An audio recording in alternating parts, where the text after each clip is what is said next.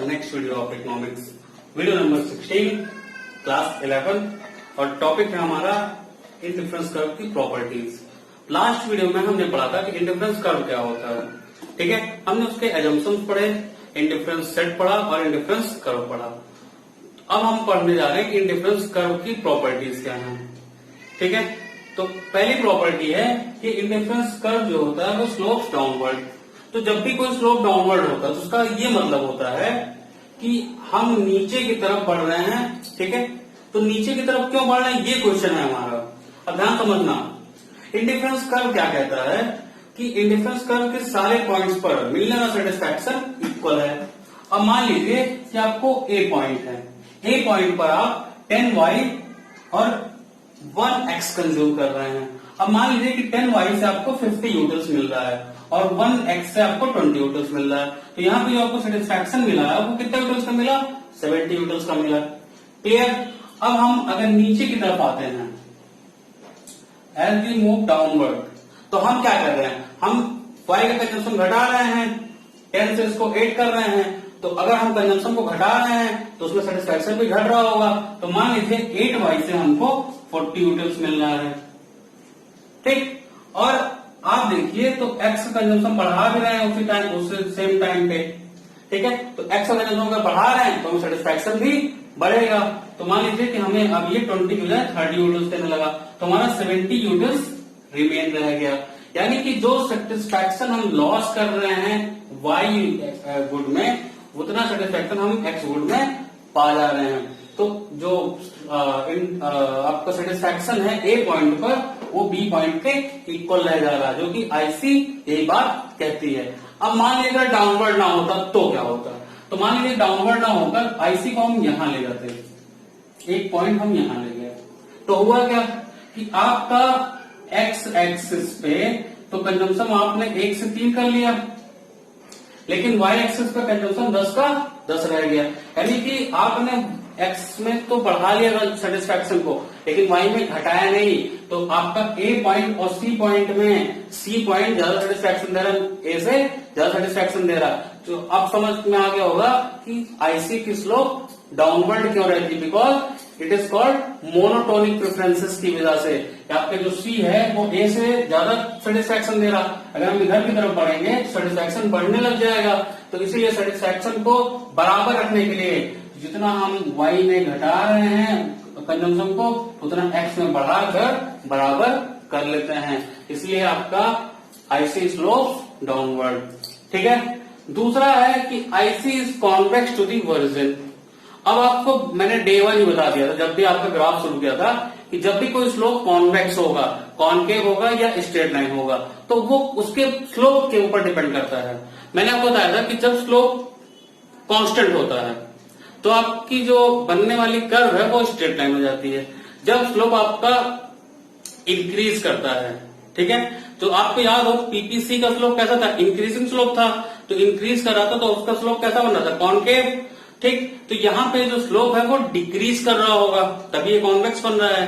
तो ध्यान समझिए, हमारे पास एक इंडिफरेंस सेट है। इस इंडिफरेंस सेट में हमने कुछ 4 कॉम्बिनेशन लिख रखे हैं। कॉम्बिनेशन ए पे कंज्यूमर 10y 1x कंज्यूम कर रहा है, कॉम्बिनेशन बी पर कंज्यूमर 7y 2x कंज्यूम कर रहा है, सी पर 5 और 3 और डी पर 4 और 4। तो हम निकालते हैं मार्जिनल रेट ऑफ सब्स्टिट्यूशन, यानी कि स्लोप ऑफ आईसी। तो slope of IC is equal to, आपको याद होगा कल मैंने बताया था लास्ट वीडियो में, change in Y upon change in X, ठीक है। तो चेंज इन वाई, तो चेंज इन वाई कितना है 3, चेंज इन एक्स कितना है 1, तो that is 3:1।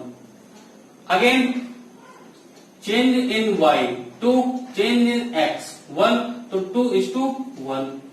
Again change in Y 1 and change in X 1, तो 1:1। तो जो स्लोप ऑफ आईसी है आपकी, यानी कि मार्जिनल रेट ऑफ सब्स्टिट्यूशन जो है वो डिक्लाइन कर रहा है। ध्यान देखिए, पहले आप 1 यूनिट एक्स का लेने के लिए 3 यूनिट वाई का सेक्रीफाइस कर रहे थे, फिर 1 यूनिट एक्स का लेने के लिए वाई का 2 यूनिट सेक्रीफाइस कर रहे हैं, फिर 1 यूनिट एक्स का लेने के लिए आप सिर्फ 1 यूनिट वाई का सेक्रीफाइस कर रहे हैं, ठीक है। तो यानी कि आपकी जो मार्जिनल रेट ऑफ सब्स्टिट्यूशन, यानी कि change in Y upon change in X, वो डिक्लाइन कर रहा है, इसी को बोलते हैं डिमिनिशिंग एमआरएस। अब क्वेश्चन ये आता है कि ये जो रेट ऑफ सब्स्टिट्यूशन है ये डिक्लाइन क्यों कर रहा है? ठीक है, ये डिक्लाइन इसलिए कर रहा है, ध्यान समझना, एक लॉ आपको बताया गया था, law of diminishing marginal utility. क्या था ये लॉ? ये लॉ ये कहता था कि जब हम किसी चीज का कंजम्पशन बढ़ाते हैं तो उसकी मार्जिनल यूटिलिटी कम होने लगती है। तो जब हम एक्स का, पहले देखो ध्यान से, जब हम एक एक्स और 10 वाई कंज्यूम कर रहे थे तो हमें एक्स के लिए डिजायर ज्यादा था, तो हम 3 वाई का कम करके 1 एक्स बढ़ा रहे थे। लेकिन जब हमने 2 एक्स कंज्यूम कर लिया तो हमें एक्स के लिए डिजायर घटने लगे। तो जब एक्स के लिए डिजायर घटने लगा तो हुआ क्या कि हम 2 वाई को छोड़कर 1 एक्स लेने लगे। अब हमने 3 एक्स कंज्यूम कर लिया है तो हमारा एक्स के लिए सेटिस्फेक्शन और डिक्लाइन कर गया है।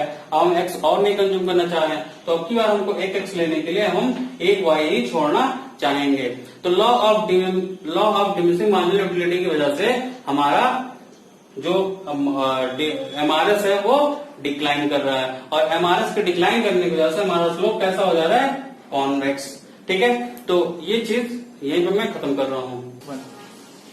तो नेक्स्ट प्रॉपर्टी है आईसी की आपकी कि high IC source high level of satisfaction. तो ध्यान से समझिएगा इसको।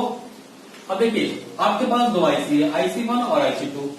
अगर हम बात करें ए पॉइंट और बी पॉइंट पर, तो ए पॉइंट जो कि IC1 पे पड़ रही है, यहाँ पे कंज्यूमर 10Y और 1X कंज्यूम कर रहा है।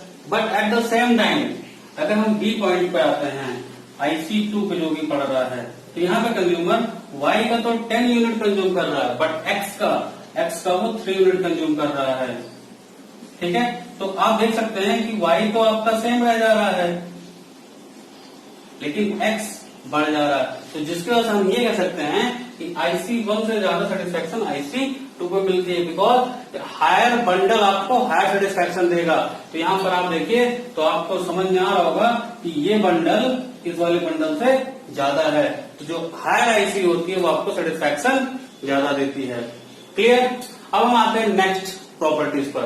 नेक्स्ट प्रॉपर्टी है आपकी IC do not intersect each other. अब आप ध्यान देखिए IC1 और IC2। IC1 पर आपके कितने पॉइंट पड़ रहे हैं? वो A, B और C। तो एक IC पर पढ़ने वाले सारे पॉइंट्स कैसे होते हैं? इक्वल सेटिस्फेक्शन देते हैं। तो A is equal to B is equal to C in terms of satisfaction. और आपकी IC2 पे आप देख सकते हैं कि आपके फिर 3 पॉइंट पड़ रहे हैं, E, B और F। तो E is equal to B is equal to F। तो as per this equations A is equal to B is equal to C और A is equal to B is equal to E या A is equal to E होना चाहिए। तो ध्यान देखिए, चूंकि A और E में E आपका हायर बंडल है, आप देख सकते हैं E पे आपको ज्यादा बास्केट मिल रहा है, वहीं A पर आपको कम बास्केट मिल रहा है। ठीक है, तो अगर हम बात करें आप देख सकते हैं कि जब आप IC1 पर हैं, A पॉइंट पर हैं, तो आपको 10Y और 1X मिल रहा है, और वही जब आप E पर हैं, ठीक, तो आपको 3X और 11Y मिल रहा है। तो आपको E पॉइंट A पॉइंट से ज्यादा सेटिस्फेक्शन देगा।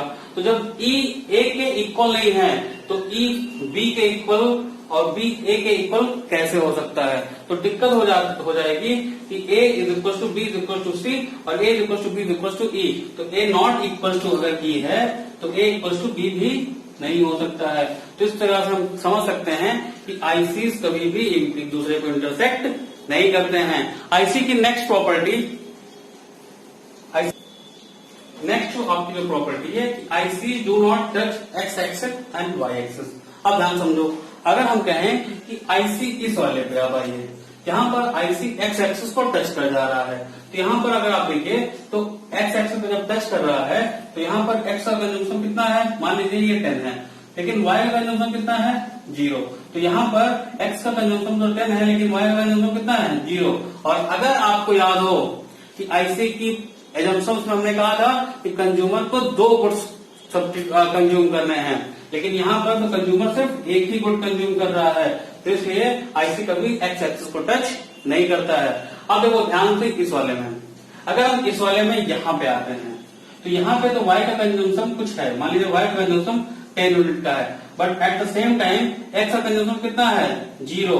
तो अगेन एजम्पशन को ये फेल कर रहा है। एजम्पशन क्या है, कंज्यूमर 2 गुड्स एटलीस्ट कंज्यूम करेगा, तो इसके अकॉर्डिंग कंज्यूमर सिर्फ 1 गुड ही कंज्यूम कर पा रहा है।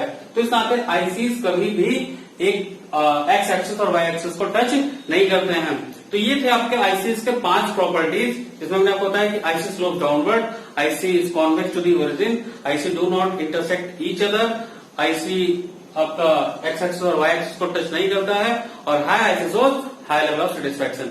ये आपके 5 ऐसे प्रॉपर्टीज है जिनको डिस्कस किया गया। इस वीडियो को आप ध्यान से देखिएगा, बिकॉज अगर आपको आईसी की प्रॉपर्टी समझ में नहीं आएगी तो आप इंडिफरेंस कर्व चैप्टर समझ नहीं पाएंगे और इक्विलिब्रियम तो बिल्कुल आप बना ही नहीं पाएंगे।